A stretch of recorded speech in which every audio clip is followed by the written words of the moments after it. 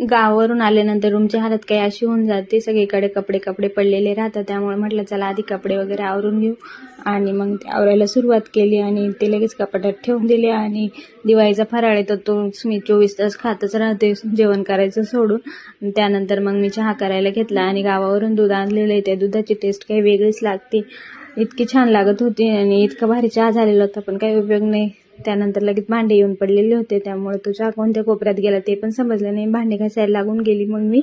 आणि त्यानंतर मग आवरायला घेतलं आणि आवरून मला आज भाजीपाला करायला जायचं होतं आणि मग घेतलं आवरून आणि तीच माझी युनिव्हर्सल हेअरस्टाईल करून घेतली, वरती पण बांधून घेतला आणि त्यानंतर मग गेली मग भाजीपाला आणायला. आणि आजकाल 6 वाजताच अंधार पडायला लागलेले, तुम्हाला पण जाणवलं असेल ही गोष्ट. आणि हिरवा पालेभाज्या मला दिसला आणि मग मी लगेच त्या पालेभाज्याकडे गेले आणि म्हटलं चला आधीच घेऊन टाकू, कारण की ते नंतर संपून जातं लवकरच इथं.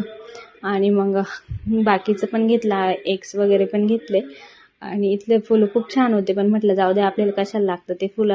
आणि लगेच घरी आली. आजच्यासाठी इतकंच. चला तर मंडळी, भेटूया उद्याच्या ब्लॉगमध्ये. बाय.